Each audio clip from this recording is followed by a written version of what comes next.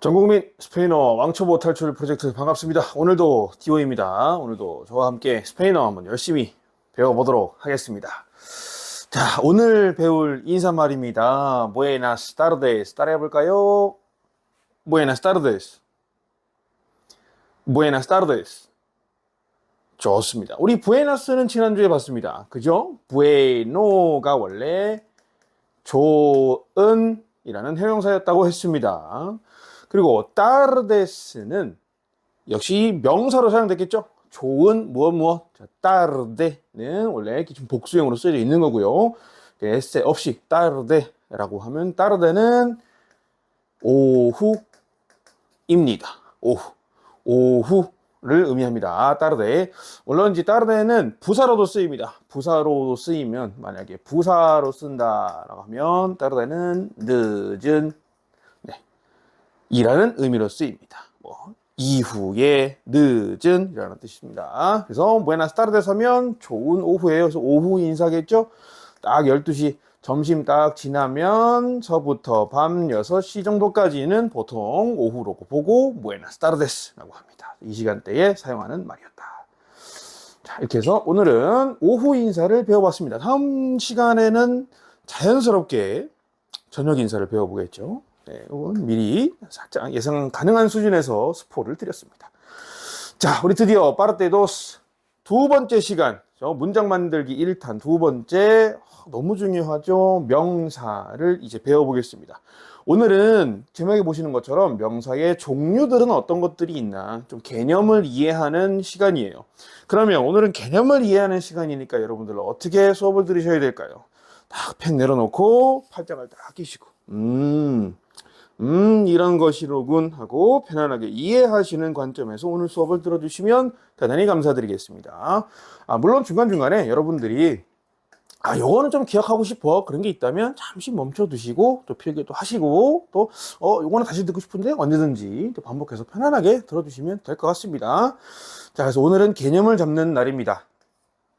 그래서 명사가 뭔지부터 정확하게 알고 시작하겠습니다. 자, 명사는 우리 사는 무슨 말이라고 배웠습니다. 그죠? 명은 이름명, 그래서 이름을 나타내는 말입니다. 이름. 그럼 어떤 것의 이름이냐? 모든 것의 이름입니다. 우리 주변에 있는 사람, 동물, 식물, 물체들 뿐만 아니라 현상들까지 또는 우리가 어떤 심리적으로 가지고 있는 사상이라는 측면까지 또는 감정의 측면까지도 이름이 있습니다. 우리는 다 이름을 붙여서 부릅니다. 그래서 우리 주변에 존재하는 모든 것들의 이름을 명사라고 합니다. 이게 스페인어로는 수스탄티보라고요. 따라해볼까요? 수스탄티보. 네, 여러분 스페인어 딱 보시면 음절분해 바로 하세요. 자, 모음과 모음 사이의 자음 2개 나눠지고요. 모음과 모음 사이의 자음이 또 2개 있네요. 나눠집니다. 모음과 모음 사이의 자음 하나 이렇게 오른쪽으로 보냅니다. 그래서 수스탄티보 하면 강세는 오로 끝났으니까 모음으로 끝났으니까 뒤에서 두 번째 음절에 강세가 있겠죠. 그래서 이렇게 수스탄티보, 그래서 이의 강세가 있는 단어였습니다. 자, 수스탄티보는 여러분 제가 언제 한번 말씀드린 적이 있는지 모르겠지만 이보로 끝나면 요거는 영어에 eve 하고 똑같습니다. 예를 들면 creativo, 아주 영어랑 스페인어랑 유사한 단어로 예시를 한번 드려볼게요. creativo, 우리 창의력, 창의성 이런 거 얘기할 때 creativo를 창의력, 창의성이라고 의미합니다. 요거를 영어로 바꾸면요, creative가 되죠. 그래서 eve가 스페인어로는 eve로 이렇게 바뀐다. 그래서 대부분 영어에 eve로 끝나는 것들은 스페인어로 eve로 끝나요. 그러면 사실 영어에서도 마찬가지지만 대부분 형용사잖아요. 스페인어도 eve로 끝나면 보통 형용사입니다. 명사라는 어떤 품사를 의미할 때만 수스탄티보가 보통 명사로 쓰이고요. 대부분 수스탄티보라는 단어는요, 실질적인, 물질적인 이렇게 쓰입니다. 물질적인 무엇, 실질적인 무엇. 그래서 이렇게 수스탄티보는 원래 형용사입니다. 그래서 어디서 유래했느냐? 유래를 설명드리는 이유가 여기 명사가 된 배경이 있기 때문에 그래요. 자, 유래는 sustancia라는 명사에서 왔습니다. 읽어볼까요? sustancia. sustancia. 네, 역시 아의 강세가 있었습니다. sustancia. 그리고 N입니다. 제가 좀 살짝, 네. sustancia는 물질이라는 뜻이에요. 물질 내지 내용. 그래서 물질 그 자체, 본질 그 자체. 그래서 우리가 명사라고 하면 모든 물질들과 본질의 그 자체를 아우르는 말이다. 그래서 명사를 스페인어로 sustantivo라고 합니다. 이렇게 한번 개념을 가볍게 한번 잡아봤습니다. 자, 명사의 종류를 구체적으로 한번 보겠습니다. 뭐가 많죠? 그죠? 어렵지 않습니다. 여러분들이 오늘 아셔야 될 거는 사실 몇 가지 안 됩니다. 첫 번째, 명사가 이렇게 나누는구나. 어떻게?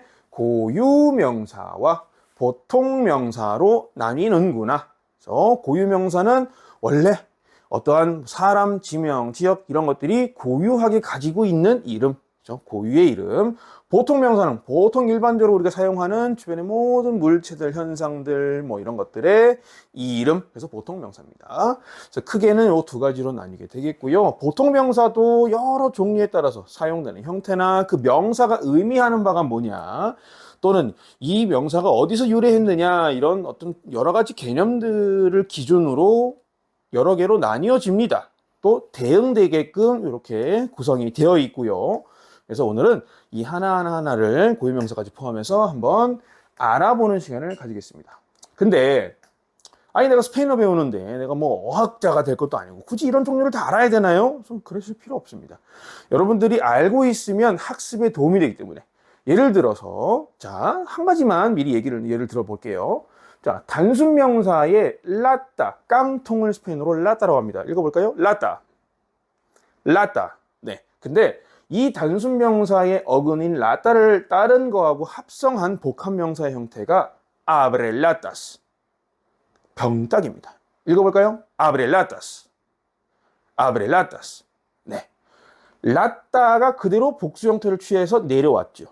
요 앞에 아브레라는 새로운 단어가 하나 붙었습니다. 아브레는 아브릴, 열다라는 동사가 명사의 형태로 어근만 딱 빠져나와서 이 두 개가 합쳐져서 깡통 따게, 병 따게, 이렇게 아브렐라타스가 됐습니다. 깡통 따게.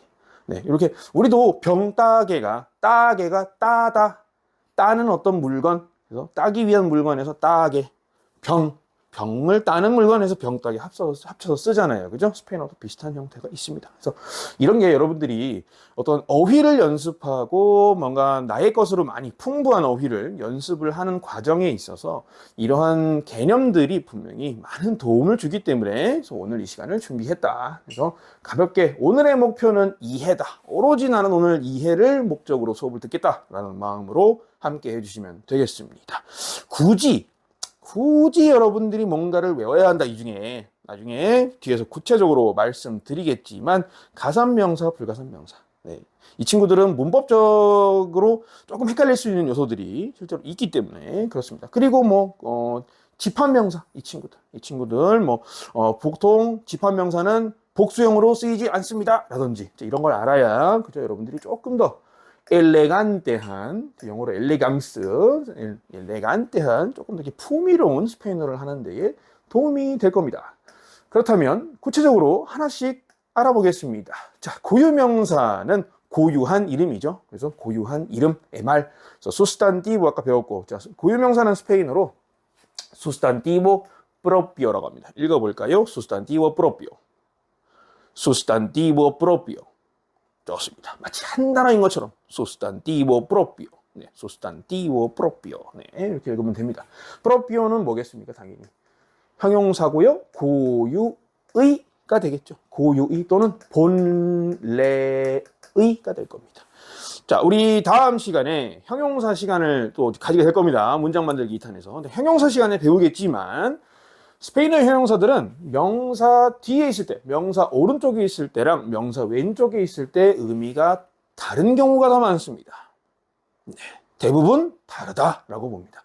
명사 뒤에 있으면요, 지금 이 프로피오 같은 경우 명사 뒤에 있으면 고유의, 본래의라는 뜻이지만 명사 앞에 위치하면 본인의, 스스로의 뭐 이런 뜻이 됩니다. 네, 뭔가 일맥상통하는 비슷한 느낌이긴 하지만 또 다르죠. 그죠? 이렇게 앞서서 미리 조금 스포를 해서 형용사는 위치에 따라 의미가 조금씩 다르구나. 네, 이것도 정확하게 우리 형용사 시간에 배워볼 겁니다. 자, 여러분들은 수업 듣고 나면 형용사를 뒤에다 쓰면 보통 이런 의미, 앞에다 쓰면 이런 의미가 되는구나 라고 쉽게 구별하실 수 있습니다. 방법이 있습니다, 여러분. 그래서 여러분, 이건 뒤에 있을 때 이런 의미, 앞에 있을 때 이런 의미 이렇게 외우실 필요가 없습니다. 이해하시고 적용하시면 다 통합니다.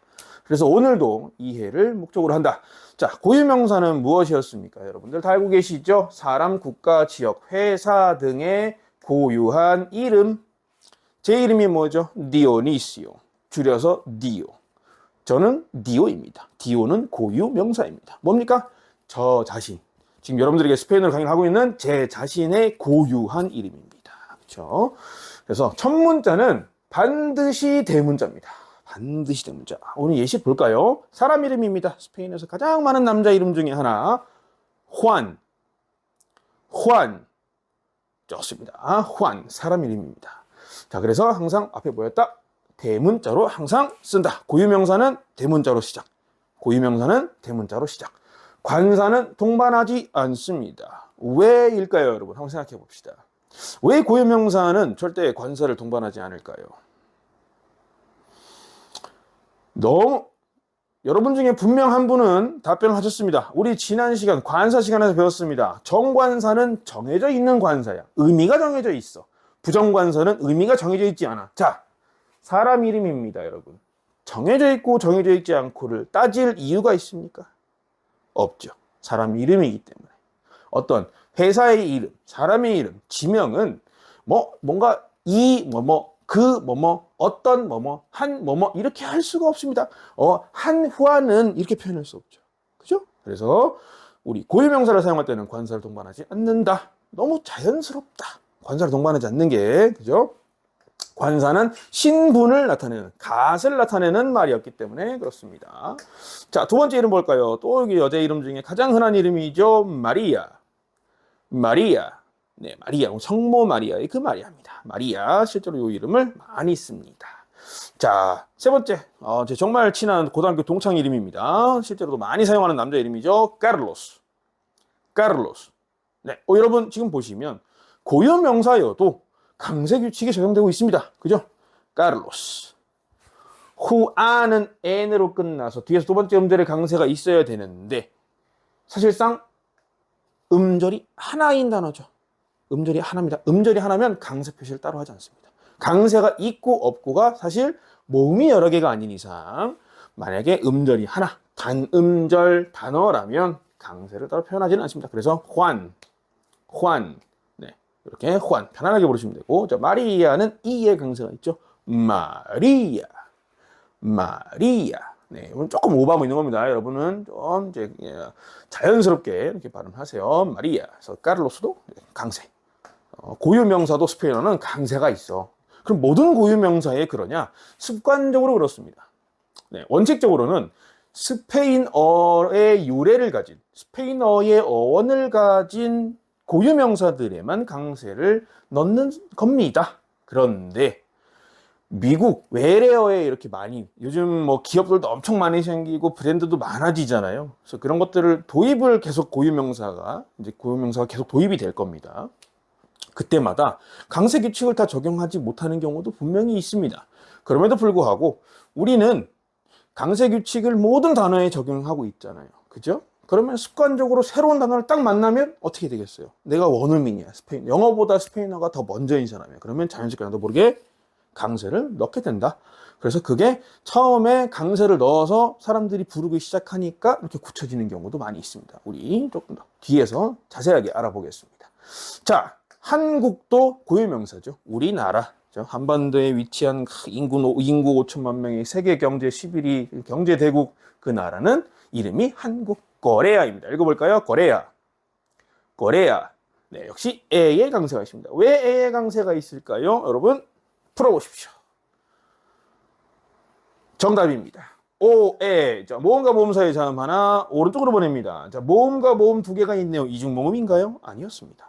에도 강몸, 아도 강몸 둘 다 너무 세면 어떻게 됩니까? 떨어뜨려야 합니다. 그것이 평화입니다.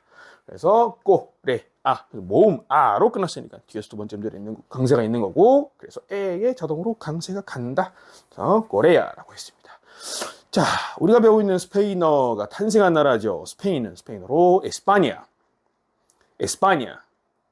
좋습니다. 자, 이탈리아는 스페인어로 뭐라 할까요? 이탈리아. 이탈리아. 네, 역시 아의 강세가 있는 걸 보실 수 있습니다. 이탈리아는 스페인어로 이탈리아라고 한다. 자, 서울을 스페인어로 뭐라 할까요? 세울.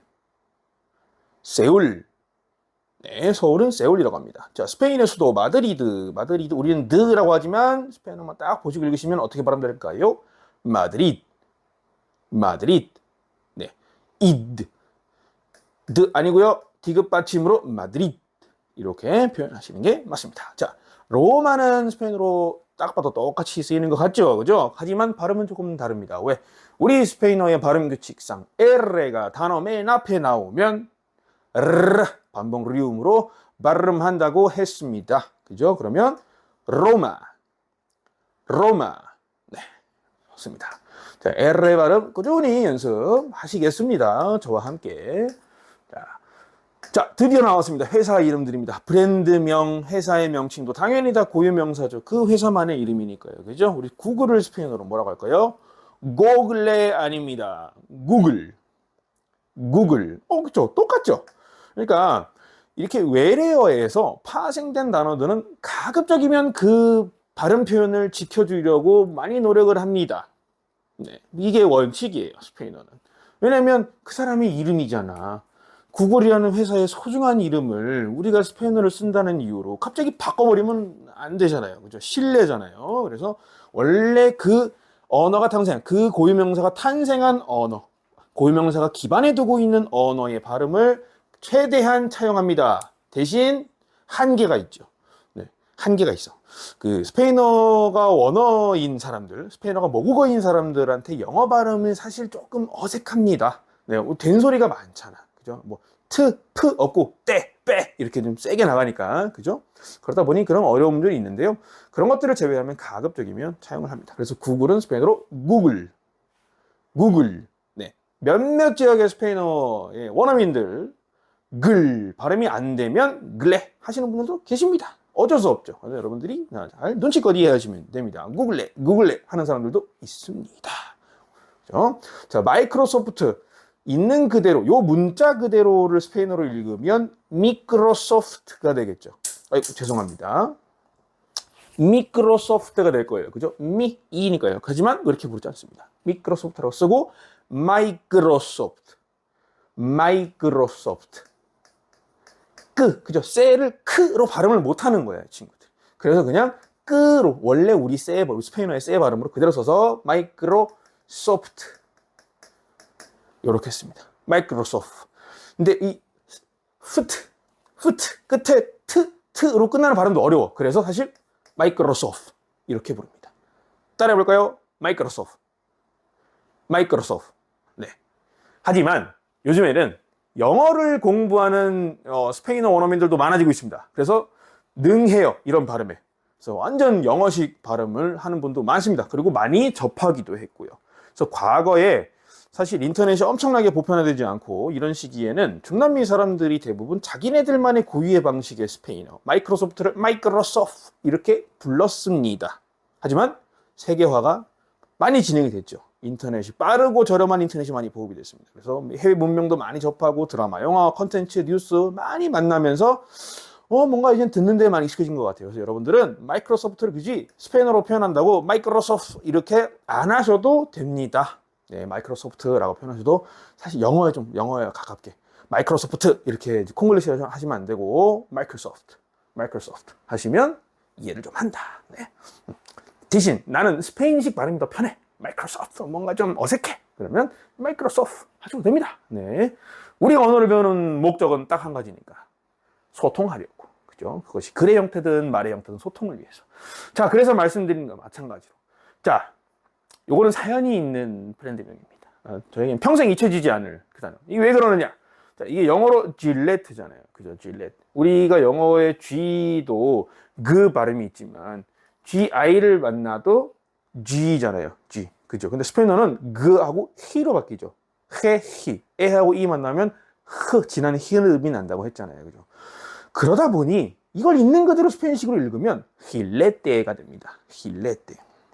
그래서 제가 고등학교 다닐 때 이제 면도를 이제 막 시작하잖아요. 그래서 친구들끼리 면도기 얘기가 나왔습니다. 남자애들끼리. 야, 넌 면도기 못 써? 난 못 써. 난 못 써. 너는 못 써? 나는 질레트 거 써. 그래서 그냥 도저히 아무 생각 없이 힐레떼라고 했어요. 그랬더니 난리가 났습니다.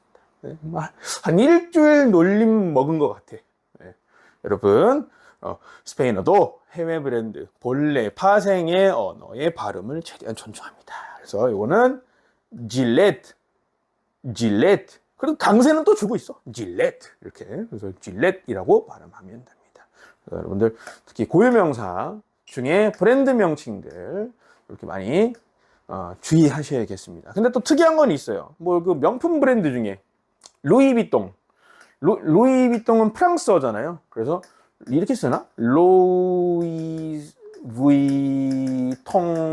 뭐 이렇게 쓰나? 모르겠습니다. 정확하게 모르겠습니다. 명품에는 관심 없어서. 이거를 그냥 루이비통 이렇게 씁니다. 루이비통. 네.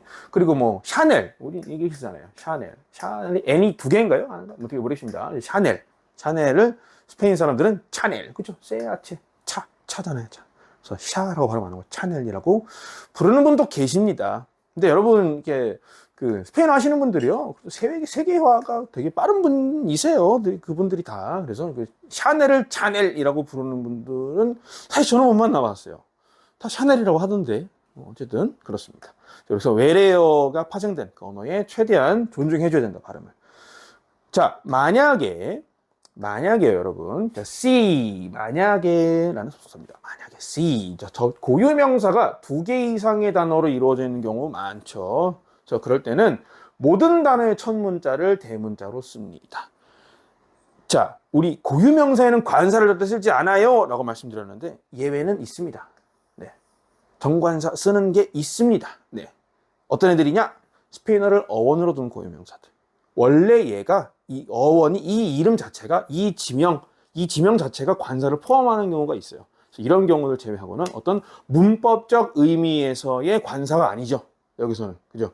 우리가 얘기할 때 관사를 얘기하면 신분을 나타내는 말, 의미가 정해져 있느냐 아니냐 뭐 이런 걸로 따져봤잖아요. 그죠? 근데 그런 의미는 전혀 없습니다. 여기에는 전혀 없고 오로지 그 특정 지역을 나타내는 어떤 물건, 물체, 지명 이런 걸 나타내기 위한 고유한 명사로서 기능을 하는 거기 때문에 이때는 똑같이 써줍니다. 대문자로. 자, 정관사가 이렇게 가끔 들어가기도 하는데 이거는 제외가 되는 경우가 몇 군 있습니다. 자, 그래서 코카콜라는 스페인어로 코카콜라. 강세가 들어가고 있죠. 코카콜라. 그래서 둘 다 대문자로 쓰이고 있다. 이렇게. 자, 우리 브라질의 수도죠. 리우데자네이루. 완전히 스페인어로 번역을 해왔습니다. 리오데자네이루. 천천히 따라 읽어보겠습니다. 리오데자네이루. 네. 데는 의였습니다. 기억하시죠? 리오는 강입니다. 하네이로가 자네이루. 이것도 고유명사죠. 이 자네이루, 이거 포르투갈식으로 말하면 히우디자네이루 이렇게 발음이 된다고 하네요. 히우. 이 자네이루의 강, 자네이루 강이라는 지명 자체를 스페인어로 완전히 번역을 해서 리오데자네이루 이렇게 붙이게 됐습니다. 자, 미합중국 스페인어로 뭐라고 하느냐? 자, 보세요. 요걸 써는 이유가 미국 때문입니다. 자, 리오데자네이루처럼 원래 그 나라에는 정해진 말이 있어요. 근데 이걸 굳이 구태여 번역을 해서 가지고 왔어. 그리고 심지어 원래 그 나라 언어의 관사도 있어. 예를 들면 가장 좋은 예가 The United States of America. 미합중국. 이걸 그대로 관사가 포함되어 있죠. 얘네들 이름에. 국가의 공식 명칭에 관사가 포함되어 있습니다. 이걸 그대로 스페인어로 번역을 했었어요.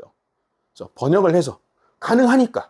뭔가 어원이 다 비슷하고 똑같잖아요. 그대로 1:1 대응이 가능합니다. 아메리카 스페인어로 아메리카, 스테이트 에스타도스, 유나이티드 우니도스 이렇게 해서 가져와서 씁니다. 순서만 쫙 스페인어 문법에 맞게.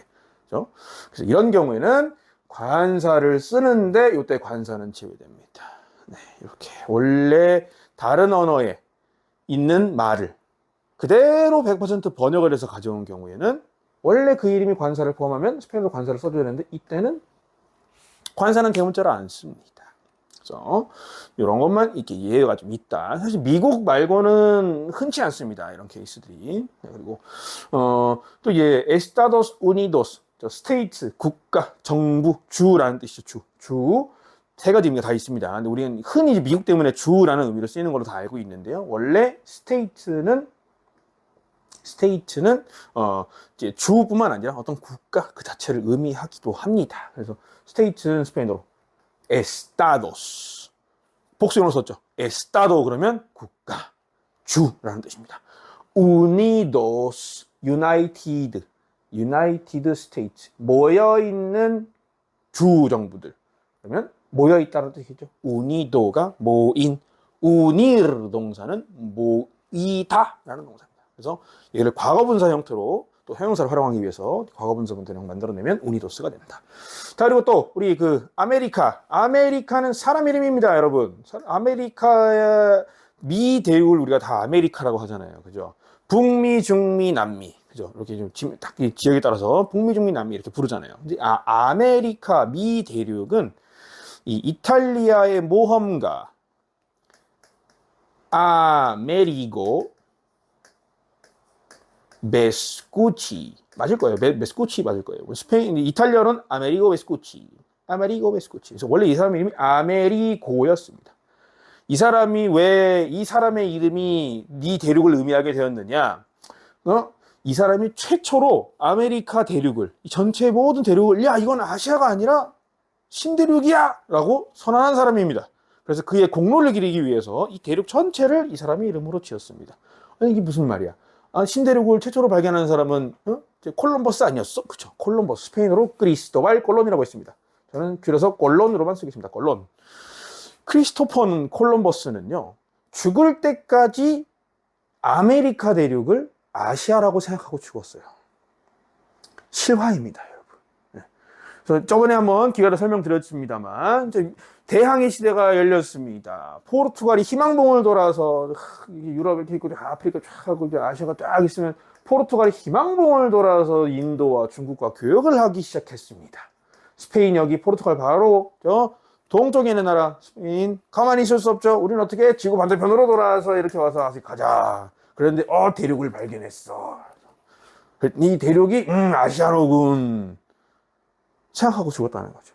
네, 실제로 그래서 크리스토퍼 콜럼버스는 그냥 최초로 발견만 한 거고 죽을 때까지도 왜 신대륙인지 몰랐으니까. 그래서, 아닌데, 이거 아시아가 아니고 대륙인데요라고 주장한 사람은 아메리고 베스쿠치. 이 사람의 이름을 라틴어식으로 표현하면요, 아메리쿠스입니다. 아메리쿠스. 근데 라틴어에 무슨 쿠스 이런 거 많이 보잖아요, 그죠? 여러분들 익숙하실 것 같아. 좀 책 좀 많이 읽으시고 좀 이런 잡다한 지식에 관심이 많으신 분들은 다 많이 아시는 겁니다. 쿠스. 그래서 아메리쿠스를 여성용으로 쓰면 아메리카가 됩니다. 아메리카. 그래서 아메리카의 유래는 사람 이름이었다. 아메리카 대륙이 신대륙이라는 걸 최초로 공표한 사람, 주장한 사람. 그렇습니다. 자, 주의하실 거 하나 있다고 말씀드렸죠. 스페인어를 어원으로 둔 고유명사. 원래 이 고유명사가 스페인어야, 어원이. 그러면 이때 관사를 포함하면 관사도 첫 문자를 대문자로 사용합니다. 이때는 안 썼잖아요. 외래어를 완벽하게 번역해서 가져왔는데 관사를 쓰네 얘네도. 그때는 대문자 안 씁니다. 네. 하지만 원래 이게 스페인어야. 원래 유래 자체가 스페인어야. 그런데 관사를 포함해서 부르기로 했어. 네. 그러면 관사도 대문자로 하나의 이름의 하나요.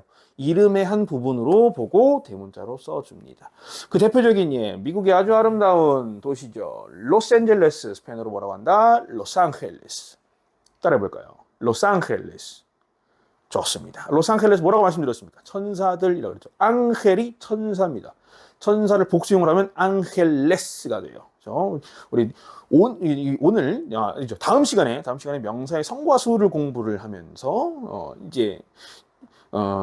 명사가 단수일 때 복수일 때 어떻게 바뀌느냐를 배울 텐데 이게 좀 또 보이시죠? 그죠? 원래 에세가 없습니다. 앙헬입니다. 앙헬. 앙헬이라는 단어가 명사가 복수형을 띠면 에세가 추가됩니다. 그래서 앙헬레스가 돼요. 로스안젤레스, 로스앤젤레스는 로스안젤레스. 그래서 이 로스앤젤레스는 어원이 스페인어다. 왜? 스페인 땅이었으니까. 그죠? 그 대륙에 최초로 진입한 근대 국가. 어떤 부족의 형태가 아니라 거기는 탁 점령, 최초로 점령했던 그 지역을 점령한 건 스페인이었기 때문에 그래서 요 스페인 미국의 그 서부 지역에 스페인어를 기원으로 둔 지명이 많이 있죠. 우리 그 텍사스 봤습니다만 대표적으로 또 라스베가스 있잖아요. 라스 대문자로 씁니다. 라스베가스. 자, 여러분 베가는 평야, 평원, 또 습지 이런 뜻입니다. 라스베이거스 가보셨나요? 여러분 혹시 가보신 분들은 아실 것 같아요. 저는 사진으로만 봤습니다. 그런데 딱 봐도 여기를 왜 라스베가스라고 지었는지 알겠더라고요. 되게 단순하죠. 그죠? 뭐 진짜 허허 벌판에 뭐 이렇게 쫙 이렇게 건물들은 지금 이렇게 막 으리으리하게 카지노, 호텔들 이렇게 많이 올라서 있지만 거기에 하나도 없다고 생각하면 완전히 평평한 평원이잖아요. 그죠? 라스베가스. 그래서 이렇게 이름이 됐다. 로스안젤레스 되게 아름다웠나 봐요. 천사들이 뭔가 강림한 곳이다라고 생각할 정도로 아름다웠나 봐요. 그래서 이렇게 이름을 지은 것 같습니다. 또 있죠. 샌프란시스코. 또 샌프란시스코.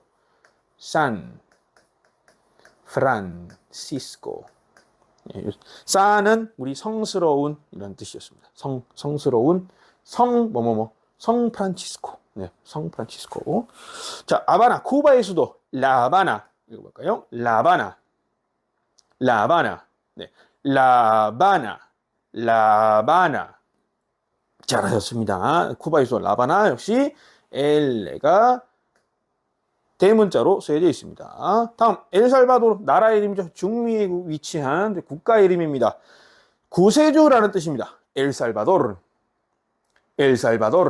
네, 그래서 이 관사도 대문자로 쓰고 있죠. 살바도르는 구세주, 살려주는 사람 직역하면 이렇게 표현됩니다. 살바르가 구하다입니다.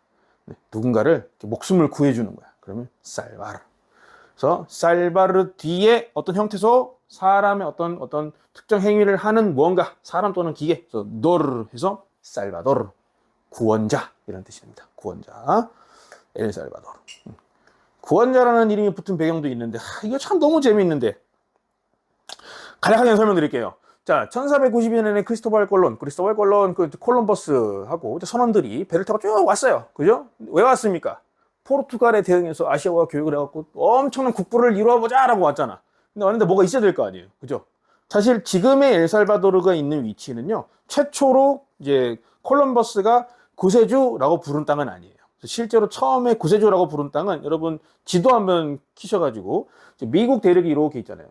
예쁘게 삼각형 이렇게 그릴게요. 미국 대륙입니다. 캐나다, 미국, 이렇게 멕시코가 있죠. 그래서 이렇게 좀 직관적으로 잘 그린 것 같죠? 그래서 여기에 이렇게 그 카리브 섬들 엄청나게 많습니다. 여기에 뭐 자메이카도 있고 여기 쿠바도 있고 뭐 이렇게 한데요. 바하마 제도라는 데가 있습니다. 바하마 제도. 그 바하마 제도를 처음 보고 그 크리스토퍼 콜럼버스가 엘살바도르, 우리의 구세주, 이게 다 죽을 뻔했는데 드디어 대륙을 발견했어. 처음 만난 섬. 그래서 바하마스. 그래서 거기를 엘살바도르라고 불렀답니다. 근데 지금 엘살바도르 국가가 이제 그 건립되는 과정에서 이거 나중에 제가 또 유튜브 컨텐츠로 한번 더 상세하게 이야기를 해드릴게요. 엘살바도르는 건립되는 과정에서 뭔가 이제 구세주, 우리는 구세주 같은 독립 이런 의미로 국가 명칭을 지었다고 합니다. 그래서 이렇게 또 배워봤습니다. 자, 이제 보통 명사들을 또 알아봐야겠죠. 여러분 이해만 하십시오. 편하게 보시면서 대신 어휘들은 따라서 읽어보시면서 조금 더 익숙해지는 과정 계속 가져가 보도록 하겠습니다. 자, 보통 명사 첫 번째 단순 명사와 복합 명사입니다. 단순 복합. 뭐가 단순한 거고 뭐가 복합이냐? 아까 설명드렸었죠? 원래 하나의 어휘소만 가지고 있고요. 더 이상 쪼개질 수 없는 애들은 다 단순 명사라고 분류를 일단 합니다. 뭐를 위해서? 얘네들을 합쳐서 복합 명사를 만들려고. 네, 얘네들을 합칩니다. 어떻게? 라따 깡통이었죠. 여기에 열개라는 열다 아브리르 동사에서 파생된 명사를 하나 더 어휘소를 하나 가지고 오면 아브렐라따스 깡통 따게. 아브레는 사실 엄밀히 말하면 아브리르 동사의 명령형입니다. 2인칭 단수 명령형 열어 네, 명령. 또는 3인칭 단수입니다. 그가 연다. 네, 3인칭으로 쓰였을 수도 있고 명령형으로 쓰였을 수도 있습니다. 어쨌든 열다라는 의미의 요 어휘를 하나 가지고 와서 라따스에 탁 붙여서 깡통 따개를 만들었습니다. 또 있습니다. 자, 낮, 하루, 우리 해가 떠 있는 시간 그 낮 또는 하루 24시간 통째로 그걸 우리는 스페인어로 디아라고 합니다. 읽어볼까요? 디아. 디아. 여기에다가 가운데, 중간, 중간의라는 단어를 딱 추가하면 정오가 됩니다. 메디오디아. 자, 그래서 따라 읽어볼게요. 메디오디아. 메디오디아.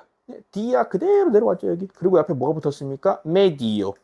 명사로 쓰면 중앙이라는 뜻이고, 형용사로 쓰면 가운데, 중앙에 이런 뜻이에요. 형용사가 됩니다. 그럼 이를 둘이 합쳐보면 뭐예요? 낮, 하루. 하루의 절반, 낮의 절반. 정오죠. 그렇죠? 낮은 보통 우리 시계를 4등 딱 하면 24시간 4등분 하면 6시부터 12시 지나서 다시 여기까지 6시까지 오면 낮이잖아요.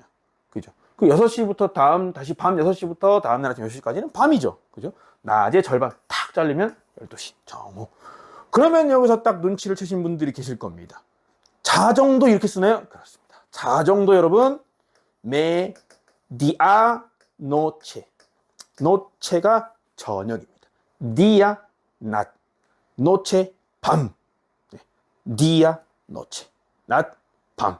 밤 앞에 뭘 붙였습니까? 다시 중앙의 가운데의 라는 형용사를 갖다 붙였어요. 근데 얘는 오인데 얘는 안에요. 노체가 여성 명사이기 때문에 그렇습니다. 노체가 여성 명사. 그러면 디아는 오가 그대로 있으니까 남성 명사구나. 또 유추까지 가능하겠죠. 그래서 우리 자정도 이런 식으로 복합 명사로 사용한다. 그렇죠? 알고 계시면 아주 도움이 많이 되겠습니다. 또 하나 더 보겠습니다. 자, 눈을 스페인어로 오호. 오호. 네, 오의 강세가 있죠. 오호. 눈을 오호라고 하고요. 저번에 설명드렸습니다. 눈은 대부분의 모든 동물들과 인간들과 다 그렇죠? 눈이 두 개예요. 그래서 보통 복수 형태로 쓴다고 말씀드렸습니다. 눈알 하나만 얘기할 때만 오호 단수로 써야 되고요. 그죠? 근데 그런 경우 별로 없으니까. 근데 이 친구를 복수형으로 만듭니다. 그 다음에 또 하나 뭘 붙였어요. 이 친구는 전치사입니다. 전치사. 안때. 전치사는 뭐뭐? 앞에라는 뜻입니다. 뭐뭐 앞에. 뭐뭐 앞전에. 안때. 뭐뭐 앞에. 그러면 눈 앞에라는 뜻이네요. 눈앞에 뭐 있습니까? 여러분 제 눈앞에 뭐 있습니까? 안경 있죠. 눈앞에 항상 놓여 있는 거. 안 쓰는 사람은 눈앞에 뭐가 없죠. 안경을 쓰는 사람들은 눈앞에 항상 이 안경이 있습니다. 그래서 안테오호스 해서 안경이라는 그렇습니다. 선생님 도대체 스페인어로 안경이라는 걸 의미하는 단어가 몇 개인 겁니까? 그렇죠. 여러분들이 좀 노하실만 해요. 왜 그러느냐? 우리 많이 배웠잖아. 자, 렌즈가 두 개예요. 렌테스. 갈고리가 두 개입니다. 가파스. 네, 안경. 네, 안경을 의미하는 단어는 세 개가 있습니다. 네, 근데 여러분 이제 기억하기 쉽잖아. 렌즈가 여러 개야. 렌테스. 갈고리가 여러 개야. 가파스. 눈 앞에 있어. 안테오호스. 네, 하고 조금 네. 여러분들이 그나마 조금 노여움이 풀리셨을 거라고 스스로 정신 승리를 하고 일단 넘어가겠습니다. 진도는 계속 나가야 되니까. 그래서 이런 경우 많지 않습니다, 여러분. 네. 안경 하나를 가지고 세 개의 단어를 쓰는 이런 경우 아닌가? 이거 말 조심해야 되는데. 어쨌든 여러분 그렇게 많지는 않습니다. 양해해 주십시오. 그래서 세 가지를 다 씁니다. 네, 다 씁니다. 지역마다 다릅니다. 제가 살았던 페루에서는 가파스 이름은 못 알아들어요. 뭔 말이야? 렌테스라고 알아듣습니다. 근데 이 렌테스를 다시 스페인 사람들한테 쓰면 못 알아듣습니다. 렌테스, 대충 이제 좀 중남미 사람들을 겪어본 사람들은 알아요. 그런데, 모르는 경우가 좀 있었어요. 단박에 이해를 못 하더라. 그래서 소통이 아예 안 되는 건 아닌데, 요 세 가지는 다 알고 있으시면 좋을 것 같습니다. 안테오호스는, 그렇게 많이 쓰이지는 않는 것 같아요. 제 느낌상. 여러분들의 생각은 어떠신지 한번. 또, 남미를 여행하셨다거나 그런다면, 다른 사례가 발견되면 한번 또, 많이 가르쳐 주십시오. 저한테도. 자, 그럼 다음 종류 볼까요? 자, 요거는 조금 암기하면 좋다라고 말씀드렸습니다. 요거는 좀 기억하고 있으면 좋다. 암기라고 하면 막 달달달 외워야 되는데 기억하고 있으면 좋다. 뭐냐? 가산명사. 가능해요. 산수리. 그죠? 가산명사. 불가산명사. 불가능해요 산소리. 그래서 셀 수 있으면 가선명사, 셀 수 없으면 불가선명사였습니다. 그죠? 여러분 다 아시죠? 그죠? 혹시나 모르실 분들 위해서 설명을 드리는 겁니다. 나는 다 아는데 재미없는데 하시는 분들 좀 양해 좀 부탁드리겠습니다. 네, 오늘 우리는 이제 모두에게 굉장히 많은 분들이 영상을 보실 거라고 저는 가정을 하고 만들고 있기 때문에 그렇습니다. 셀 수 있는 명사 당연히 형태나 어떤 한계를 가지고 있습니다. 셀 수 있습니다. 그래서 하나, 두 개, 세 개, 네 개. 한 명, 두 명, 세 명, 네 명 셀 수 있잖아요. 그죠? 셀 수 있는 것들은 다 뭐다? 첫 번째 단어 보겠습니다. 아비온. 아비온. 네, 비행기입니다. 아비온. 에네로 끝나는 단어들 그냥 이응 받침 쓰는 데도 있다 그랬죠. 아비용. 아비용. 네, 이렇게 하기도 합니다. 그래서 아비온, 아비용 둘 다 쓴다. 자, 비행기. 셀 수 있죠. 자, 배하고 선박을 스페인어로 바르코. 바르코. 한 번 더. 바르코. 좋습니다. 배하고 선박, 바르코라고 하고요. 자동차 스페인어로 꼬체. 꼬체. 네. 죄송한 말씀입니다만 있네요. 안 떼어올 것 같은 애가. 자, 자동차를 지칭하는 또 다른 단어는 까로입니다. 읽어볼까요? 까로. 까로. 네, 여러분 둘 다 쓰세요. 네. 제가 얼마 전에 멕시코 분을 만났는데 야, 니네는 자동차를 뭐라 그래? 까로라고 해? 꼬체라고 해? 우리는 뭐 꼬체라고 하는 것 같아. 그러죠. 꼬체. 그래서 스페인 사람들하고 멕시코 사람들은 꼬체라고 하나 봐요. 그죠? 제가 살았던 페루에서는 까로였습니다. 꼬체라고 하면 사실 무슨 카트 이런 느낌이에요. 뭔가 구루마 이런 느낌이야. 이런 차이는 좀 있습니다. 그래서 둘 다 알아두시면 도움이 되실 거예요. 하지만 저는 가급적이면은 저는 원래 제 성격상 이거는 까로라고 써야 되지만 뭔가 조금 더 원래 모습에 가까운 게 꼬체인 것 같아서 꼬체로 선택했습니다. 자동차 스페인어로 따라 읽어볼게요. 꼬체. 꼬체. 네, 너무 잘하셨습니다. 이거 말 끝났자마자 바로 나와버렸네. 네. 계속 가겠습니다. 자, 불가산명사는 그럼 뭐냐? 셀 수 없어요. 왜 셀 수 없을까요? 주로 기체, 액체, 가루, 현상, 감정, 개념 셀 수 있나요? 자, 지금은 측정은 가능하죠. 그죠? 어떤 공기, 기체는 부피 안에 들어와서 이렇게 뭐 특정 부피라고 했고, 우리는 뭐 리터, cc 이렇게 표현하잖아요. 제곱미터 표현하잖아요. 그죠? 그리고 또 뭐 액체도 마찬가지죠. 부피로 측정을 하거나 또는 무게로 측정하기도 하고요. 그럼 가루를 어떻게 세죠, 여러분?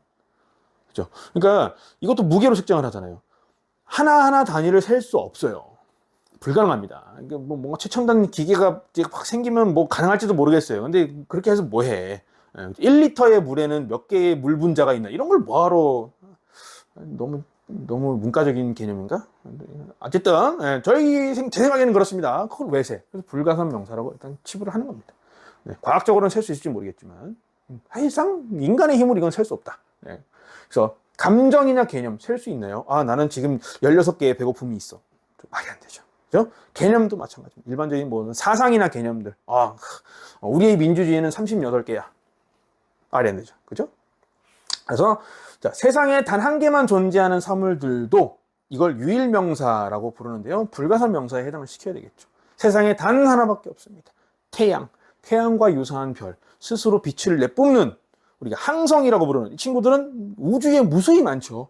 근데 우리가 말하는 태양은 이 태양계, 우리 지구가 이렇게 궤도를 쫙 돌고 있는 그 이 태양계의 딱 중심, 그 태양, 그 친구는 온 우주에 하나밖에 없지 않습니까?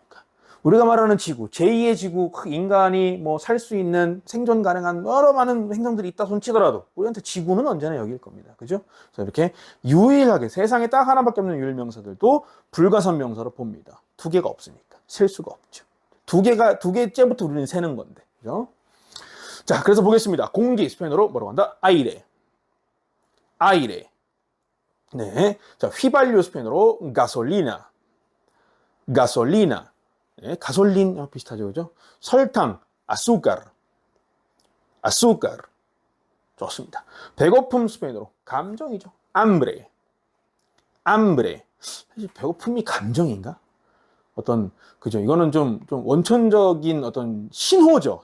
그죠? 뇌가 보내는 신호입니다. 밥 먹어라. 그죠? 이거는 감정이라고 보기는 어려울 것 같습니다. 어쨌든, 자, 배고픔은 암브레라고 했습니다. 자, 외로움, 이거는 명백하게, 그죠? 감정이죠. 외로움, 솔레닷. 한 번 더, 솔레닷. 네, 아의 강세가 있었습니다. 아의 강세. 솔레닷. 그죠? 자음으로 끝났으니까. 얘도 파생 단어가 있습니다. 솔로. 오직, 홀로라는 뜻입니다. 하나밖에 없을 때. only 할 때 솔로입니다. only, 솔로. 그래서 거기서 딱 뒤에 that을 붙이니까 솔레닷이 됐습니다.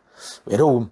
자, 시간, 이 선생님 시간 셀 수 있잖아요. 그래서 여러분, 시간은, 이것도 역시 우리가 측정할 뿐이지, 시간을 셀 수 없습니다. 네, 우리는 지구가 한 바퀴 자전하는 시간을 24시간이라고 규정한 거고요. 네, 24시간을 다시 1시간을 60분으로 쪼개가지고 60분도 60초로 쪼개고 그건 우리가 한 거지. 우리가 편하자고. 어쨌든 살아남아야 되니까. 시간이라는 개념이기 때문에 불가산명사입니다. 시간은 셀 수가 없습니다. 자, 태양. 역시 아까 말씀드렸죠. 솔, 태양입니다.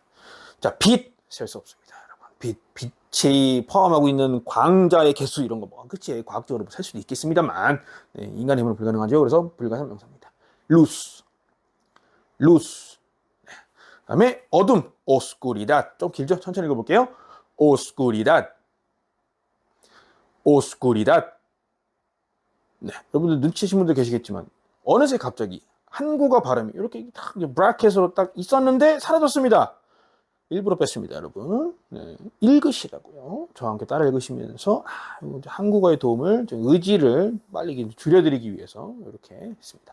자, 가산명사, 불가산명사는 나중에 중급 문법쯤 되면 문법적으로 불가산명사는 이렇게 쓸 수 없어. 이런 규칙들이 있습니다. 그래서 이런 차이는 알고 계시는 게 좋을 것 같습니다. 네, 그래서 이거는 지금 당장 설명을 드릴 내용은 아니고 나중에 어떤 문장을 딱 구성하라고 문법을 딱 보다 보면 야, 불가산명사는 이렇게 쓰면 안 돼. 셀 수가 없는데? 당연히 안 되지. 이런 문법들이 있습니다. 그래서 그거 배울 때 도움이 되실 거기 때문에 저와 함께 계속 하시면 초보 스페인어 2에서 제가 꼭 포함시켜서 이 궁금증을 파헤쳐 드리겠습니다. 자, 어쨌든 이런 기억해 두면 좋다. 가산명사, 불가산명사. 자, 불가산명사는요.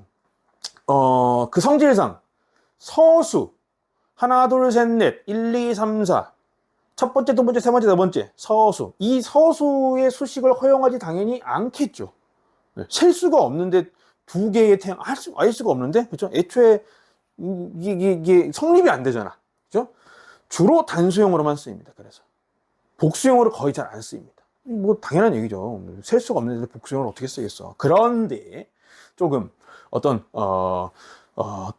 의미적인 차원에서 뭔가 인간은 이렇게 의미를 항상 이렇게 부여하고 사용할 줄 알잖아요. 활용할 줄 알잖아요. 그죠? 많은 풍부한이라는 표현적인 의미에서 일부 복수형이 허용되기도 합니다. 네. 딱 그냥 써보고 원래 원칙적으로는 당연히 불가산명사이면 두 개, 세 개, 네 개, 그럼 다수의 이런 말은 말이 안 되는 거지. 그러다 의미는 통해. 네가 뭘 말하는지는 알겠어. 뭡니까? 물이 엄청나게 많은 곳이 있어요. 그러면 많은 물, 라사구아스. 네. 어떤 이제 중남미 지역들 가면 라스 아구아스 뒤에 형용사 깔리엔테스 따뜻한 물들 라사구아스 깔리엔테스라는 이 지명들이 여러 군데에 있는 것 같아요. 여러 군데 있습니다. 이 예를 뭐다? 따뜻한 물이 많아. 따뜻한 물이 많아? 따뜻한 물이 많은 관광지? 온천이죠.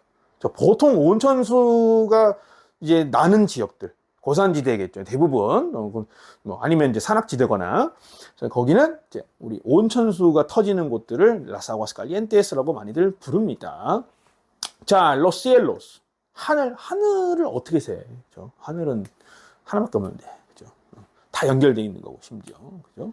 그래서 로시엘로스 복수로 쓰면, 엄청나게 넓은 하늘.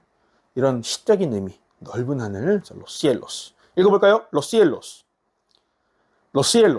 네, 그렇게 하시면 됩니다. 자, 공기가 너무 풍부하다. 우리 고산지대 올라가면 공기가 없잖아요. 그죠? 공기가 너무 없어서 힘들어. 그러다가 풍부한 곳에 딱 내려오면 숨이 뻥 뚫리면서 풍부한 공기를 느끼죠. 그때 역시 의미적인 차원에서 로사이레스. 네. 이렇게 복수형으로 쓸 수 있습니다. 요거는 딱 보시면, 이거 어디서 봤는데? 하시는 분 계실 거예요.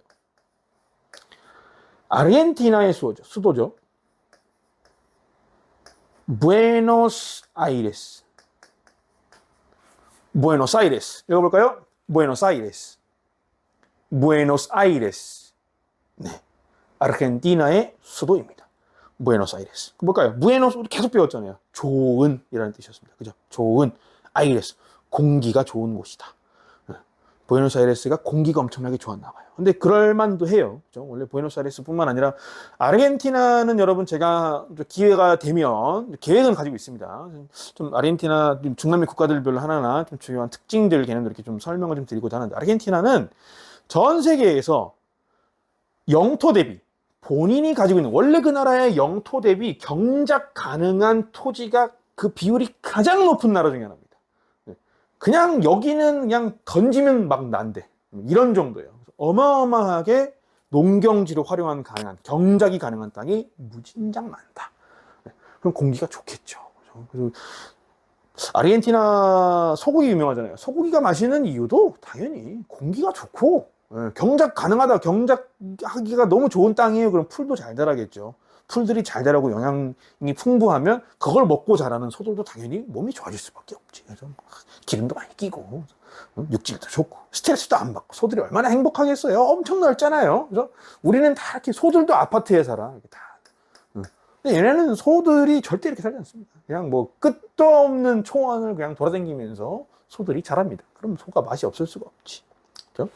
그래서 부에노스아이레스, 아르헨티나의 수도인 부에노스아이레스도 공기가 너무너무 풍부하게 좋은 공기가 많아요 라는 의미로 이렇게 복수형으로 사용을 하고 있습니다. 자, 어근명사와 파생명사 보겠습니다. 또 이름만 딱 보시면 알겠죠. 어근, 말의 뿌리, 언어, 단어의 뿌리. 단 하나의 어휘소를 가지고 있고요. 어떠한 접두사, 접미사도 첨가되지 않은 그 상태입니다. 그러면 당연히 파생명사는 뭘까요? 이 어근명사들한테 어떤 접두사, 접미사 같은 형태소들이 추가돼서 어떤 다른 요소들이 막 추가돼서 다른 의미를 만들어내는 단어들입니다. 그래서 사실 중요한 건 이 파생명사다. 얘네들이 어근이고 이 어근에서 파생되는 형태. 이거는 알아두면 너무 좋아요. 왜? 하나의 어근을 가지고요. 여러 가지 표현을 쓸 수 있기 때문에 여러 가지 다른 뜻을 나타내는 거기 때문에 그것도 일종의 규칙성을 띠고 있고요. 그래서 여러분들이 어휘력을 쫙 확장시키는 데 큰 도움이 됩니다. 그래서 이 단어는 어떤 단어에서 파생이 되겠구나. 그렇죠? 이런 식으로 컨텐츠에서 짜겠습니다. 여러분 이 어근을 가지고 하는 이런 뭐 훈련들, 어휘 소개하는 영상도 계속 만들어 나가겠습니다. 자, 예술 미술 스페인어로 아르테. 네. 자, 쓰레기는 스페인어로 바수라. 네, 바수라라고 합니다. 지폐는 스페인어로 비에테라고 합니다. 자, 길을 스페인어로 까미노. 요거는 익숙하신 분들이 계실 것 같아요. Camino de Santiago. 그죠? 우리 순례길을 Camino de Santiago라고 하잖아요. 스페인 순례길 Camino de Santiago. 저 산티아고 길이란 뜻이죠. 산티아고의 길. 그러면 산티아고가 뭐냐? 사는 대충 딱 보시니까 느낌 오시죠? 성스러운 성 그런 의미인 것 같잖아요. 그죠? 산티아고는요. 성 야고보라는 뜻입니다. 산토 플러스 야고. 산티아고가 됐습니다. 산티아고. 그래서 산티아고는 우리 그 예수 그리스도의 12제자 중 한 명, 야곱. 네, 야곱의 성자라는 어떤 뜻이 추가된 단어였습니다. 그래서 까미노는 길 그 자체를 의미합니다. 그래서 사냥을 스페인어로 까사. 네, 요 세타입니다. 세타. 여러분, 에세로 쓰면 뭐였습니까? 에세로 쓰면 집입니다. 집. 철자 하나 다릅니다. 발음은 똑같습니다. 네, 문맥으로 이해하셔야겠죠. 그래서 집이랑 사냥이라는 두 개의 단어는 발음상 전혀 차이가 없다. 헷갈리시면 안 된다. 세타로 써야 사냥입니다. 자, 꽃을 스페인어로 플로르.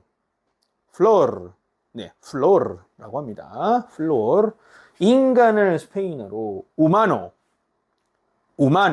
네, 휴먼 비슷하죠. 그죠? 책, 리브로. 네, 책을 스페인어로 리브로라고 합니다. 자, 빵을 스페인어로 빵 또는 빤. 네, 우리 n으로 끝나면 앙 발음한다 그랬잖아요. 그래서 빵, 빵. 네, 빵입니다. 빵, 빵. 뭐야, 왜 이렇게 똑같아? 왜 그렇습니까? 우리가 지금 먹는 빵, 이 빵이라는 단어, 밀가루 이렇게 버터넣고 반죽하고 하는 그 빵들, 그죠? 이 베이크하는 빵들, 이 빵의 유래가 포르투갈이기 때문에 그렇습니다. 네, 포르투갈도 이제 빵이라고 하는 것 같더라고요. 바로 옆에 있으니까 얼마나 닮았겠어요, 그죠? 그래서 이 빵이라는 단어가 포르투갈 사람들이 일본하고 이제 교육을 하면서 일본에 빵이라는 개념이 처음 들어갔고, 거기서 아마 일본에서 빵이라는 단어가 넘어오지 않았겠니? 여러 설 중에 하나입니다. 이 설을 뒷받침하는 것 중에 하나가 바로 카스테라입니다, 여러분. 야, 이 빵이라는 단어는 포르투갈에서 일본을 거쳐서 한국에 들어온 말이야. 라는 이 설을 지지하는 하나의 사례가 카스테라입니다. 대왕 카스테라요. 네, 그 카스테라입니다. 이 카스테라가요,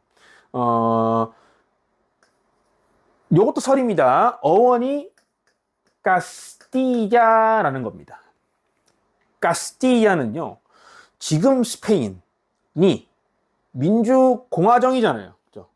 왕이 있지만 입헌군주제, 민주주의 국가잖아요. 그죠? 왕만 있고 총리는 다 민주로 정치인으로 선출하잖아요. 그죠? 자, 스페인 이전에, 지금 현재 스페인 왕국 이전에 그 전신이 되는 우리한테는 조선에 해당하는 나라 이름이 카스티아예요. 카스티아. 근데 이 카스티아에서 주로 먹던 빵이 있습니다. 빵. 그 조리법이 지금의 카스테라랑 아주 유사하다고 해요. 네, 그 빵. 그래서 그 케이크를 포르투갈 사람들이 먹었고요. 요게 되게 보관이 오래됐대요. 이 케이크가. 그래서 긴 항해 시간 동안 들고 다니면서 먹기가 수월했다. 그럼 포르투갈 사람들이 일본에 가져갔을 거 아니에요? 얘들 빵 먹는 일본 사람들이 물어봤을 거야. 이거 뭐야, 이거? 이게 뭐냐고? 이거는, 이게 뭐 포르투갈어로 뭐라고 하는 건데? 이게 모르겠네. 야, 이거 카스티아 애들이 먹는 거야. 카스티아 애들이 먹는 거야. 라고 해서, 일본이, 카스테라? 하이? 이렇게 해가지고 카스테라가 됐을 거다. 라는 썰이 있습니다. 그래서 우리가 지금도 빵이라고 부르는 이유, 이렇게 좀 시대를 많이 거슬러 올라간다라는 설이 있습니다. 재밌죠? 그죠? 자, 파생명사를 한번 보겠습니다. 자, 위에 있는 어근명사들을 하나씩 활용해서 어근명사를 만들어 보겠습니다. 자, 예술, 미술, 아르테 내려오겠습니다. 사니아를 붙여서 아르테사니아. 네, 수공 예품입니다. 손으로 만든 예술품, 그죠? 수공 예품, 예술, 아르테사니아. 사니아를 붙이면 수공예품이 되네. 이렇게 됐습니다. 자, 까미노 보겠습니다. 까미노. 길이었죠? 요거에다가 아따를 붙여서 까미나따. 산책 걷기가 됩니다. 그죠? 뭔가 아따가 그 명사에서 하는 행위를 의미하는 것처럼 보이죠. 실제로 여러분들이 보신 바와 같습니다. 뭔가 어근명사에다가 아따가 붙은 게 앞으로 간혹가다 만나실 거예요. 그러면 그 원래 명사가 의미하는 그 장소, 그 곳, 어떤 또 그 물건을 활용해서 뭔가 행동을 한다. 길 위에서 우리가 뭘 할 수 있습니다. 제일 흔하게 하는 게 걷기죠. 산책하고 걷는 거. 우마노, 인간의 영어의 ty에 해당하는 that을 붙이면 우마니닷. 따라 해볼게요. 우마니닷. 천천히. 우마니닷. 좋습니다. 인간성입니다. 인간성. 영어의 humanity죠. humanity.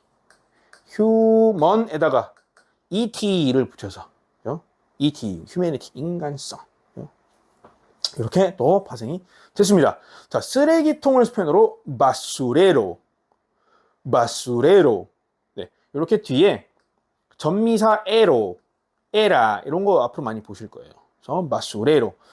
바수라가 쓰레기, 바수레로는 쓰레기통 됐습니다. 자, 우리 까싸는 사냥이었죠? 요거를 사람 또는 사냥을 주로 업을 삼는 사람이나 기계, 그러면 뭐랄까요? 도르를 붙여. 우리 이렇게 배웠잖아요. 꼼부다도르 해서 본 것처럼.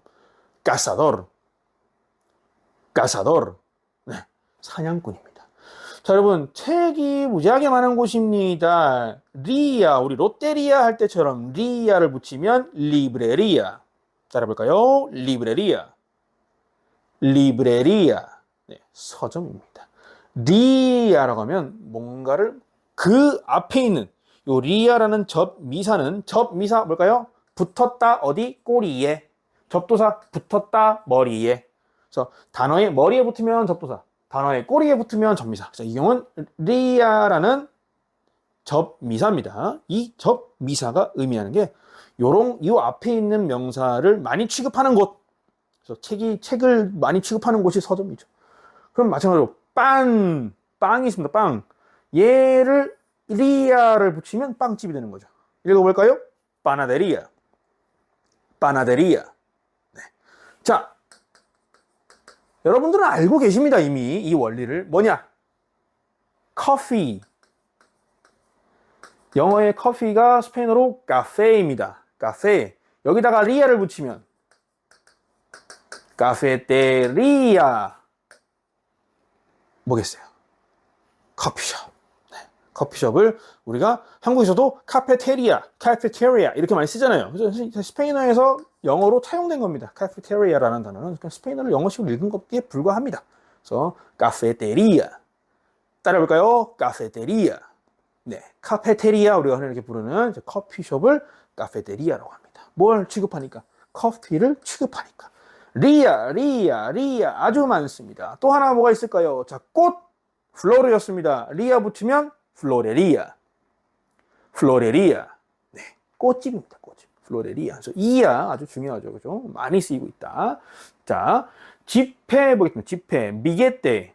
자, 미게떼를 전미사 에로 우리 쓰레기통 에로 뭔가 이걸 담는 애들인 것 같죠? 에로라는 전미사 그죠? 쓰레기를 담는 곳, 쓰레기를 보관하는 곳, 쓰레기통이잖아요, 그죠? 그러면 지폐라는 단어에다가 에로를 붙이면 지폐통, 지폐를 담는 곳, 지갑이죠. 읽어보겠습니다. 미에테리아. 아, 죄송합니다. 미에테라. 이 리아를 너무 많이 가지고 네, 죄송해요. 미에테라. 네. 그래서 에라 이렇게 붙여서 이 명사가 담기는 곳 이렇게 의미가 됐습니다. 이걸 이렇게 이해하시고 나셔야 나중에 단어들을 보고 이 파생어는 뒤에 요게 붙었으니까 이런 의미를 갖게 되었구나를 쉽게 이해를 하시고 암기가 더 쉬워지실 거기 때문에. 왜 그런가요? 하나만 외우면 일석이조가 되잖아요. 미게떼 외우고 에라가 이렇게 했고 그러면 미게떼라 하면 지갑이겠지 당연히. 이렇게, 그렇죠? 생전 처음 보는 단어입니다, 여러분. 여러분들이 비게떼가 뭔지는 알아요. 여러분이 빵이 뭔지는 압니다. 그리고 이 리브레리아라는 단어가 리브로에서 파생됐다는 걸 알아요. 이야가 뭔가 많은 걸 취급하는 곳이구나 라는 걸 알고 있습니다. 근데 여러분 생전 빵집이라는 걸 본 적이 없어. 그래서 만났습니다. 파나데리아. 유추가 가능하죠. 플로레리아. 플로르 내가 꽃인데 아는데 그럼 플로레리아는 뭐지? 리브레리아가 서점이니까 플로레리아는 꽃집에 있구나. 이렇게 유추하실 수 있는 것들이 많다는 겁니다. 반대로요. 여러분들이 새롭게 공부한 어휘 중에 플로레리아가 있었어요. 그러면 리아네. 그러면 얘는 접미사인 거니까 앞에 뭐가 있다? 어근 명사가 있는 거네. 플로르, 이건 꽃이겠네. 이렇게 반대로도 유추가 가능하다. 그래서 이런 개념들을 알고 공부하시는 것과 모르고 하는 것은 차이가 많이 납니다. 자, 다음 구체명사와 추상명사 보겠습니다. 이것도 사실 문법적인 요소가 좀 있어요. 그래서 이것도 기억해 두시면 좋습니다. 자, 일단 구체명사 먼저 보겠습니다. 자연적으로 실존합니다. 감각적으로 지각할 수 있습니다. 즉 물질적인 요소를 나타내는 겁니다. 구체적이다. 물질을 나타내고 있다. 추상명사는 비물질적 요소입니다. 대표적으로 뭐가 될까요? 인간의 감정, 감각, 특징. 선생님, 감정, 감각, 개념, 사상. 이거는 아까 봤잖아요. 어디서 왔습니까, 여러분? 자, 여기 불가산 명사였죠. 인간의 감정과 개념, 사상 이 친구들은요. 불가산 명사이면서 추상 명사인 겁니다. 불가산 명사이면서 추상 명사다.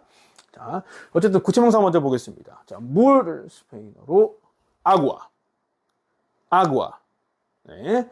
자, 태양 아까 봤죠? 솔. 네. 자, 눈을 팡팡팡 내리는 눈 스페인어로 니에베.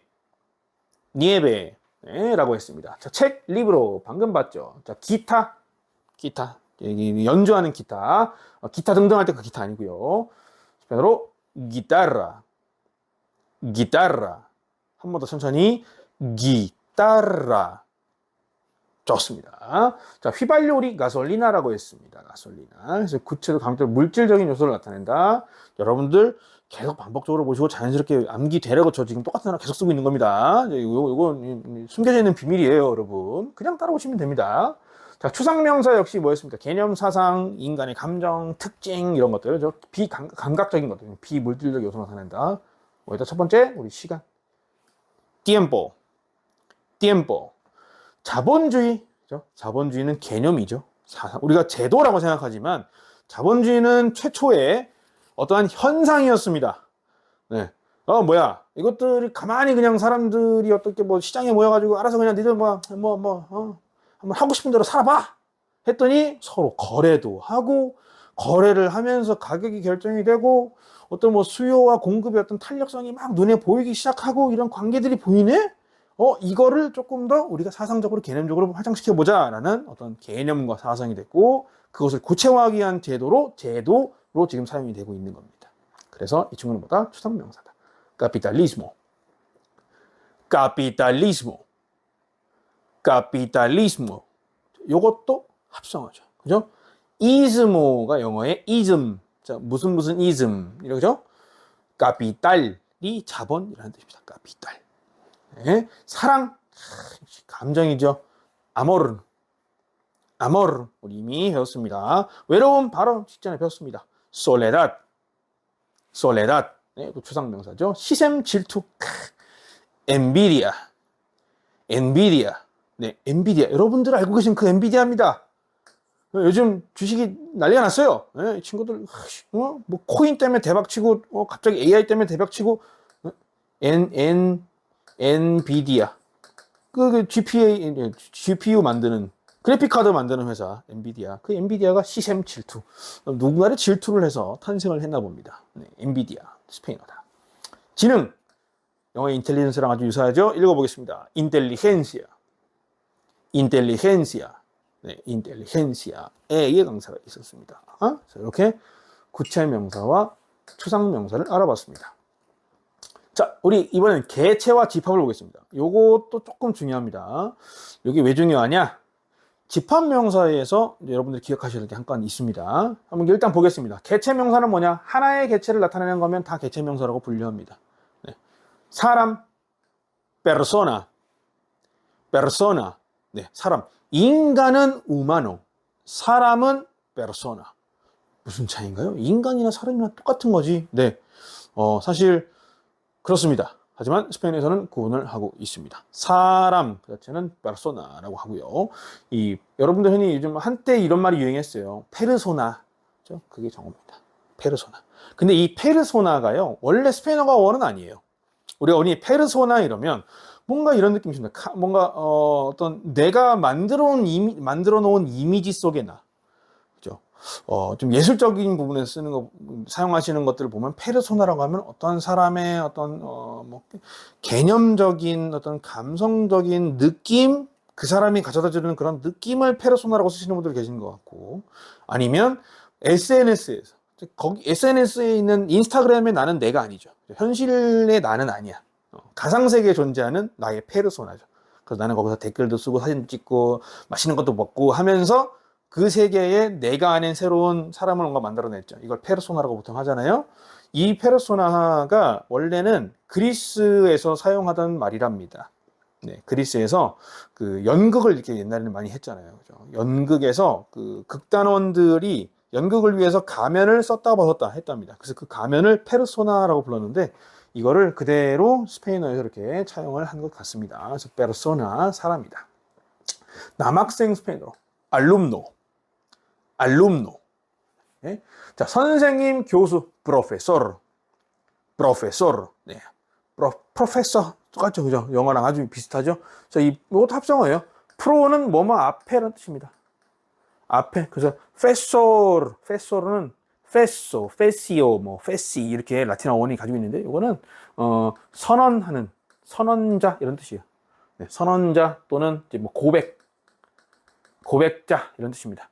그래서 앞에서 선언한다, 앞에서 고백한다. 여러분들 제 앞에 있죠, 그죠? 여러분들 앞에서 뭘 하고 있습니까? 막 뭔가를 선언하고 있어요. 그래서 그런 의미로 원래 이제 로마에서 사용되던 말인데 앞에 서 있는 사람. 그래서 프로페셔널, 전문적이다. 그리고 또 비슷하게 했잖아요. 프로페시온.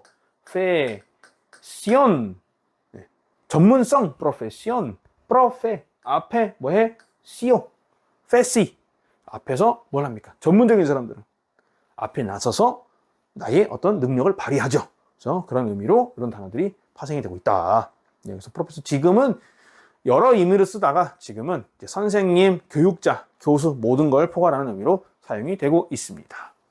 자, 군인 스페인어로 솔다도, 솔다도, 네, 솔다도입니다. 솔다도.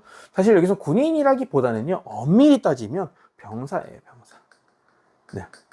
자, 우리 병사는 2등병부터 2등병, 1병, 상병, 병장, 병사라고 하잖아요. 그래서 그 병사 집단을 솔다도라고 보통 부르고요. 우리가 군인들 전체를 집합적으로 이게 지칭할 때는 영어의 밀리터리에 해당하는 밀리타르라고 합니다. 밀리타르. 해볼까요? 밀리타르. 밀리타르. 제 친구가 스페인어를 배우더니 발음이 너무 좋대. 너무 단순해서. 역시 그게 스페인어의 최대 장점 중에 하나입니다. 여러분들도 공감하고 계실 거라고 생각해요. 자, 물고기는 스페인어로 페스. 페스. 네, 페스라고 합니다. 자, 개는 스페인어로 페로. 페로. 네. 자, 배 선박 뭐라고 했었죠? 바르코. 바르코. 네, 배 선박. 바다 위에 떠 있는 거 바르코라고 했습니다. 손님을 우리는 클라이언트라고 하잖아요. 영어로는. 그죠? 비슷합니다. 클리엔테. 클리엔테. 네. 강세 어디 있겠습니까? 자, 이에 이중 모음 안 되고요. 모음과 모음 하나 반띵합니다. 뒤에서 두 번째 모음 여기 이에의 강세가 있는 거고 양모음 강모음이니까 에의 강세가 있겠죠. 그러면 당연히 클리엔테 이렇게 읽어야겠죠. 천천히 해볼까요? 클리엔테. 클리엔테. 잘하셨습니다. 자, 코사는 물건. 혹은 어떤 것 이런 걸 의심할 때도 것 그 자체 뭐뭐 한 것 네, 할 때도 것 있습니다. 꼬싸 그래서 이런 것들 것으로 쓰일 때 어떻게 쓰이냐? 이거 진짜 많이 쓰이는 거예요. 이렇게 우리 부정관사 한번 써볼게요. una cosa 얘는 여성 명사입니다. una cosa 아름다운 hermosa 아름다운 것 하나의 아름다운 것 이렇게 해석을 하시면 됩니다. 꽃사는 뭐뭐뭐 것이다. 뭐뭐한 것. 자, 이 친구들이요. 하나의 각각의 개체를 의미하는데 이 친구들을 집합적으로 의미하는 단어가 있습니다. 그것들 우리가 집합명사로 부르는데요. 1대1로 대응해 보겠습니다. 자, 사람을 집합으로 쓰면 사람들 그래서 gente. 네. 사람들을 의미합니다. 여러 개체를 하나의 집합으로 나타내는 명사다. 하나의 집합으로. 자, 군부대 우리 솔다도 군인이었죠. 밀리타르 군인이었습니다. 얘네들을 집합으로 솔다도 병사들을 확 모았습니다. 하나의 집합. 스페인어로 트로파. 네. 부대. 군부대를 트로파라고 합니다. 자, 우리 배가 여러 개 모여 있습니다. 그럼 뭐가 되죠? 선단 또는 군대에 있으면 함대가 되죠. 그래서 이 함대를 플로타. 네. 얘는 다 보세요. 단수죠. 단수로 쓰는데 복수의 의미를 갖습니다. 네. 집합명사들은 단수 형태 그 자체로 이미 복수의 의미를 가지고 있기 때문에 의미 자체가 사람들이에요. las personas, persona를 복수로 써도 사람들이지만 gente라고 딱 하나만 쓰면 그냥 사람들이 되는 겁니다. soldados 하면 여러 군인들이 되지만 tropa 해도 하나의 부대, 군인들이 부대로 딱 그렇게 정리가 되려면 군인이 많아야 되잖아요. 그죠? 이렇게 복수의 의미를 단수 형태에서도 가지고 있다. 그래서 이 친구들은 뭐 하는 특징이 있을 거다? 자연스럽게 여러분 이해가 되시겠죠? 복수 형태로는 잘 쓰지 않습니다. 네.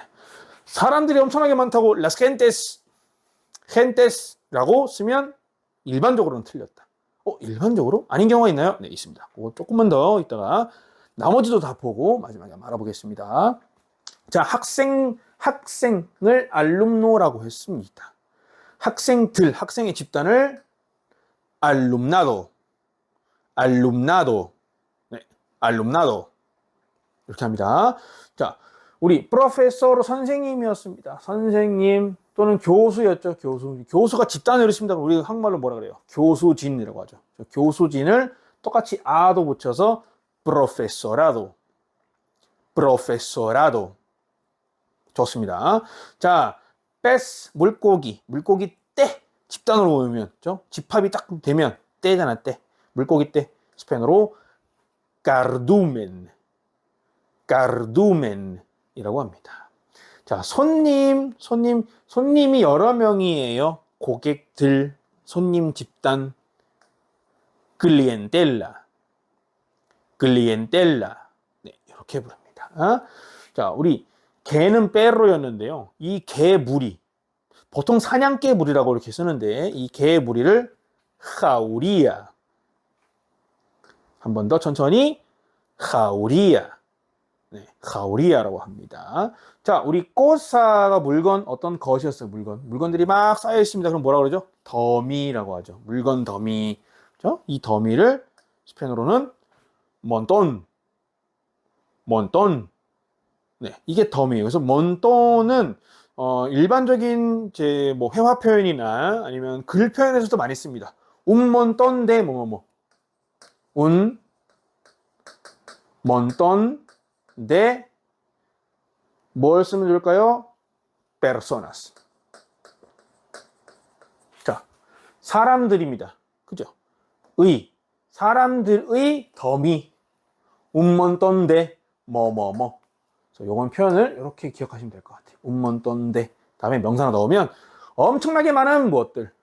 un montón de 뭐뭐뭐. 여기 있는 게 엄청 많은 겁니다. 이 표현은 기억해 두시면 실제로 이게 많이 쓰기 때문에 montón은 더미 그 자체를 의미한다.